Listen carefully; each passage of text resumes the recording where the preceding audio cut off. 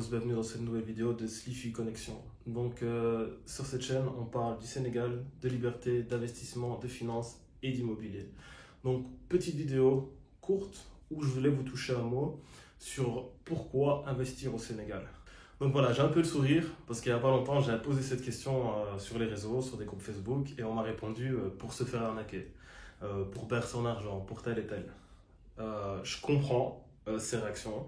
Et je peux vous dire, plus tard, je parlerai peut-être même de cas qui m'est arrivé, mais voilà, je l'ai encore au travers de la gorge, donc on va laisser passer le temps de digérer tout ça.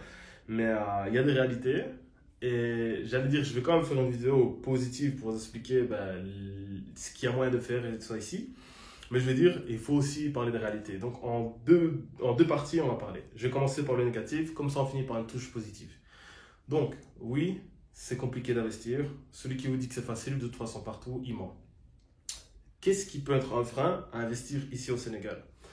Le manque de sérieux du personnel, le manque de fiabilité du personnel, l'administration lente, tout ce qui est corruption, etc. Ce package-là, il faut dire ce qui est, oui, il existe, oui, il est fatigant, oui, il faut prendre justement des sécurités et faire attention, mais maintenant, comme je dis, est-ce que c'est possible? Oui, c'est possible d'investir au Sénégal. Oui, il y a des exemples de réussite. Oui, il y a des groupes qui tournent bien. Mais après, comme je disais, vous n'êtes pas garanti en venant ici que tout se passe comme vous le voulez ou que ça réussisse. Mais maintenant, le gros point, donc cette vidéo, c'est pourquoi investir au Sénégal. Moi, je me suis posé une question il y a déjà quelques années. J'ai eu quelques réponses. Et je vais dire, j'analyse. J'aime bien regarder un petit peu ce qui se passe, comment et pourquoi. Et comment dire, moi, j'ai commencé vraiment à venir au Sénégal à partir de 2014, mon premier investissement, l'achat de mon terrain, etc. Et il n'y avait pas les autoroutes comme il y a maintenant. Diamniadio, ça commençait aussi, on va dire, on n'avait pas le stade, on n'avait pas le Dakar Arena. Comment dire, je veux dire, il n'y avait pas encore cette présence d'Auchan, il venait juste d'arriver par exemple. Et après, moi, la question que je me suis posée, c'est pourquoi tous ces groupes-là étrangers qui n'étaient pas au Sénégal avant, ils viennent tous maintenant.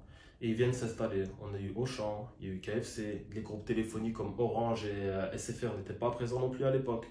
Comment dire, Eiffage a fait des gros travaux ici. Il y a eu cet investissement du TER. Comment dire, il y a eu Kiabi, Decathlon et il y a Burger King qui doit arriver par exemple. Et je me disais, comment ça se fait que tous ces groupes, ils viennent investir là maintenant au Sénégal alors qu'avant ils l'ont pas fait?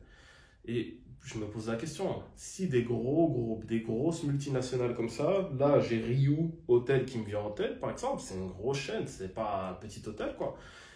Ils ont été investir à Pointe-Sarène pour des millions d'euros. Je me pose la question et je me dis, c'est pas pour rien.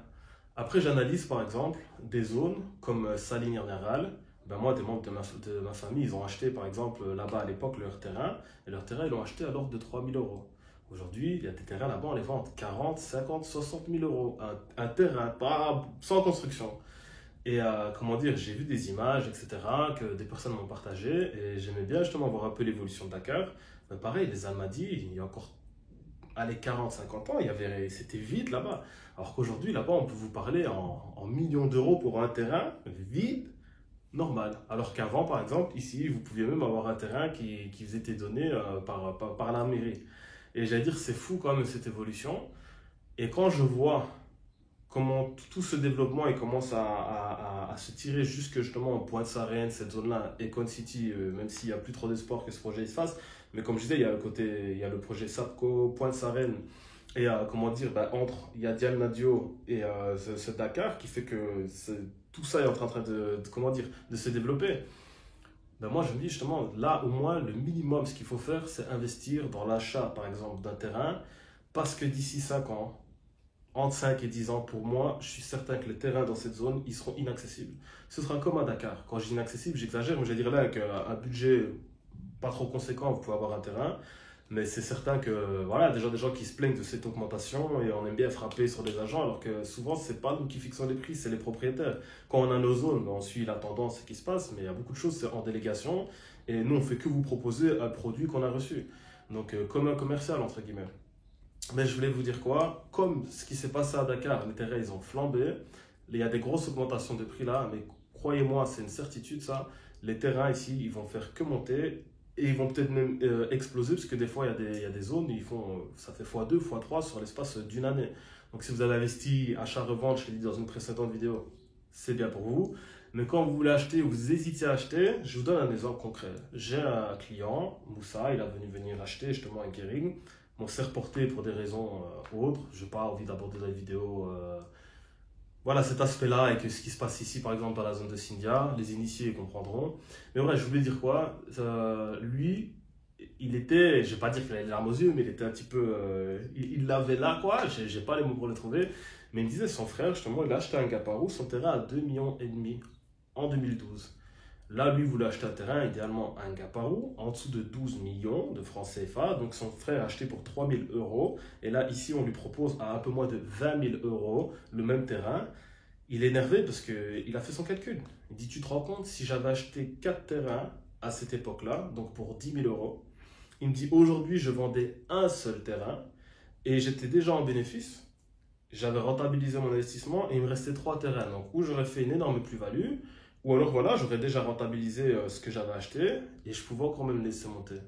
Donc ça, celui qui est en capacité d'acheter par exemple, qui hésite, ça vaut la peine de faire un voyage business investissement, de passer au minimum 3 semaines et un mois quand même pour voir la zone, etc. Comme je disais, si ça vous plaît.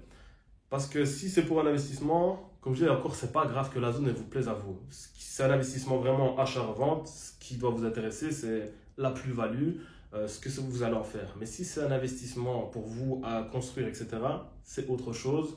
Il faut venir et regarder plus de choses, quoi.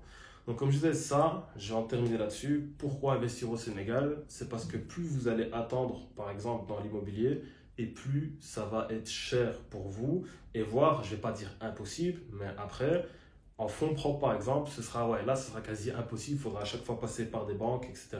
et contracter des prêts. Donc après, encore une fois, comme je disais, si les gros groupes investissent, il faut se poser des questions. C'est qu'il y a un développement, il y a une certaine stabilité, il y a une certaine... Enfin, c'est attractif, c'est ça que je voulais dire, aussi de venir investir. Donc si ces gros groupes-là viennent, il faut se poser les bonnes questions. Et donc voilà, à vous aussi de vous dire où vous voulez placer vos choses. Et aussi, si vous avez des enfants, ça peut être un héritage aussi pour eux. Si vous pouvez leur acheter un terrain ici aujourd'hui à 3 000 euros, au lieu d'acheter un terrain à 20 000 euros dans 10 ans, 15 ans, 20 ans, ou même pour eux, voilà, il y a de l'ordre à réfléchir. Donc voilà, c'était une des réponses que je pouvais vous donner sur le pourquoi investir au Sénégal maintenant. Et oui, il faut faire attention, mais comme dans tout investissement, ça c'est normal, il faut regarder là où vous allez investir. Et on n'est quand même jamais à l'abri. Des fois, il y a des imprévus. Mais ça aussi, c'est le business. Et quand on est entrepreneur, on le connaît. Et il faut savoir rebondir. Et c'est comme ça. Donc, je vous laisse. On se voit dans une prochaine vidéo.